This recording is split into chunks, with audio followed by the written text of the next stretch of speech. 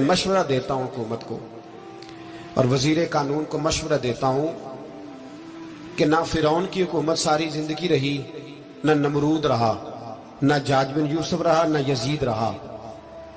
और यार दरबारी बन के हुक्मरानों की चापलूसी करते करते तुम यहां तक आ गए हो कि अब नबी पाक की इज्जत को हाथ डालना शुरू कर दिया है। और आप यकीन करें सियासी जमातों का इतना बुरा हाल है कि इनके लीडर के बारे में कोई बात करे तो पागल हो जाते हैं ये एहतजाज कर करके। और उसने डायरेक्ट कह दिया कि खत्म नबूवत का मसला ही कोई नहीं, जो दीन की बुनियाद है, किसी को परवाह नहीं। मुझे तो उन लोगों की फिक्र हो रही है जिन लोगों ने इन्हें वोट दिए हैं, वो अल्लाह को क्या जवाब देंगे। और ये अल्लाह माशाल्लाह सारी सियासी जमातें इस तरह की। और मेरा वजीर कानून साहब को भी मशवरा है कि जिंदगी बड़ी थोड़ी है, बड़ी थोड़ी। अल्लाह सबको माफ करता है, अपने रसूल के गद्दारों को माफ नहीं करता। और यहां तुम्हारी गाड़ियों पे झंडे लगे हुए हैं, वहां भी तुम्हारे झंडे लगेंगे, पर इसलिए लगेंगे कि ये गद्दार है नामूसे रिसालत के। ये झंडे लगेंगे। शर्म करो और डर जाओ, बस कर दो। तुम्हारे मुंह में अब दांत पूरे नहीं रहे। कोई शुगर का मरीज है तो कोई ब्लड प्रेशर का, तो कोई हार्ट का, तो कोई कैंसर का। शर्म करो और अपनी कब्र की भी थोड़ी सी फिक्र करो। बताओ पाकिस्तान के कितने सदर गुजरे, वजीर आजम गुजरे, तो उनकी कब्रें कहां हैं? कोई जाता है उनकी कब्रों पे? किसी को खबर है?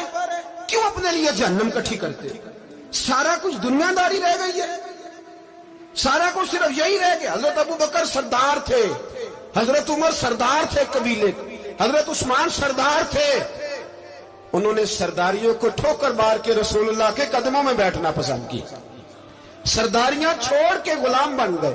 तुम सरदारियां बचाने के लिए रसूलुल्लाह की गद्दारी करते हो, शर्म नहीं आती।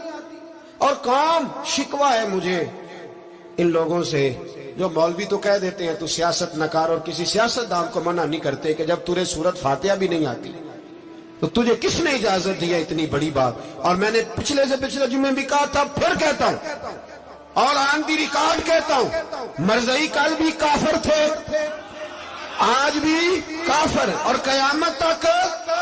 और जो उनके कुफर में शक करे वो भी, और पक्का बेईमान है, काफिर है।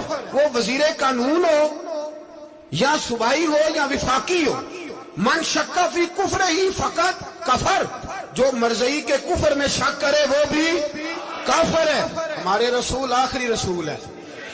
हम किसी को ये इजाजत नहीं देंगे कि वो खत्म नबूवत में रखड़ा डालने की कोशिश करे। हम किसी को ये इजाजत है। और तुमने कौम को लूटा, लूटते रहो, अब ईमान पे डाके तो ना डालो। तुम्हें दौलत लूट के पेट नहीं भरा, अब ईमान लूटना शुरू कर लिया। तुम्हारा फैक्ट्रियां लूटकर, कौमी खजाना लूटकर पेट नहीं भरा। भाई मानो अब दीन बेचकर अपनी हुकूमतें पक्की करोगे। और वो लोग भी तैयार हो जाएं जो इन बेईमानों को मुंतखब करते हैं, उनसे भी सवाल करेगा खत्म नबुव्वत का मौजू कयामत के दिन। ये तुम बताओ, इनको सपोर्ट करते थे जो रसूलुल्लाह सल्लल्लाहु अलैहि वसल्लम के बाद भी किसी नबी को नबी मानना दुरुस्त जानते थे। शर्म आनी चाहिए, ख्याल होना चाहिए। और मैंने कहा कि हमारा दिल नहीं चाहता, आप यकीन करें, वो हमें शौक है जुलूस निकालने का, तुम्हारे खिलाफ बातें करने का। तुमने रोज थर्मामीटर निकाला होता है, चेक करते हो कि ईमान कितना है कितना नहीं है।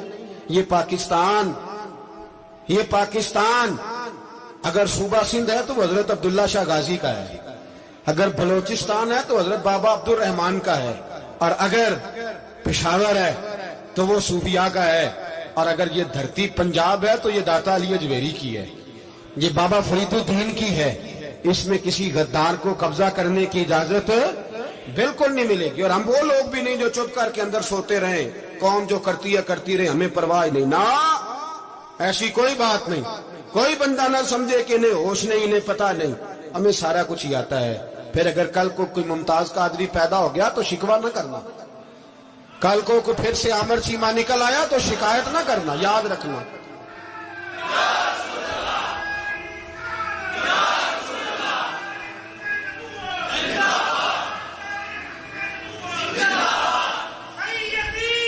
तो मेरे भाई खोल के बोलो, या नबी रसूल के बोलो।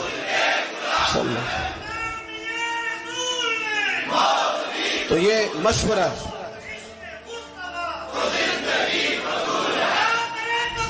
جزاک، تو یہ تمہیں مشورہ ہے.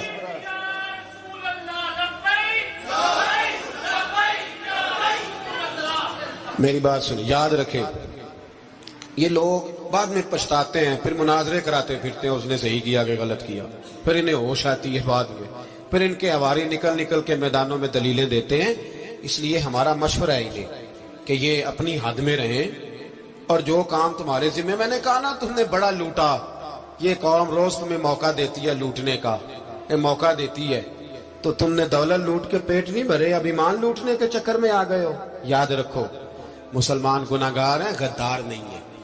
تمہیں دولت لوٹنے کا تو شاید موقع مل گیا ہے، پر ایمان لوٹنے کا موقع نہیں ملے گا. تو اس لیے اس کو لگام دو. اور ویسے بھی کتا جو پالتو ہوتا ہے نا، اس کو گھر کے اندر سنگلی سے باندھ کے رکھنا چاہیے. یہ تمہارے بوٹ چاٹتے ہیں، بھونکتے ہیں، تمہارے حق میں وزارتیں لیتے ہیں. ہم نے تو کوئی وزارت نہیں لی تم سے، اور نہ ہمیں شوق ہے. اس لیے کہ ممبری کیا کرنی ہے جس کو ممبر رسول عطا کر دیا جائے، اس نے کیا کرنی ہے یہ ممبریاں جس کو پکا پکا ممبر رسول دے دیا جائے. تو اس لیے اس سے باہر آؤ.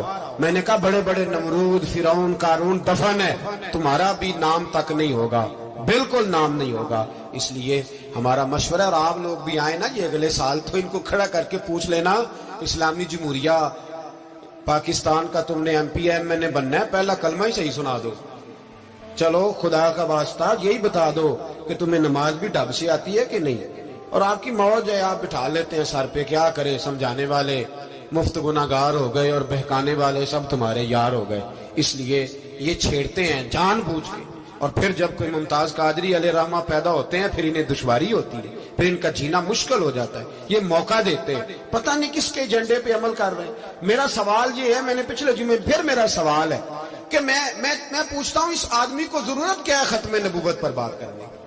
جب امت مسلمہ کے متفق کا فیصلہ ہے کہ مرزائی کافر، اسمبلی نے بل پاس کر دیا کہ مرزائی، ان کو اقلیت قرار دے دیا، اور جب سے وہ اقلیت بنے، نہ ہم نے ان کی عبادت گاہ جلائی، نہ ہم نے ان کو قبروں سے نکالا، نہ ہم نے، بس ٹھیک ہے جیسے عیسائی رہتے ہیں، یہودی سے کس ملک میں رہتے ہیں وہ بھی رہے، اقلیت بن کرے، کوئی اعتراض. پر تم انہیں کھینچ کھونچ کے کیوں قریب کرتے ہو؟ تمہارا کیا جرانہ ہے ان کے ساتھ؟ بتاؤ تو صحیح.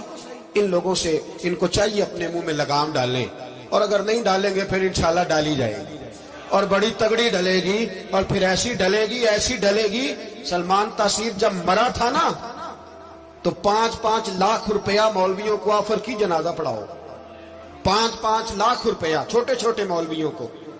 اور داتا صاحب کی مسجد کے خطیب بھی صوبائی جو تھے وہ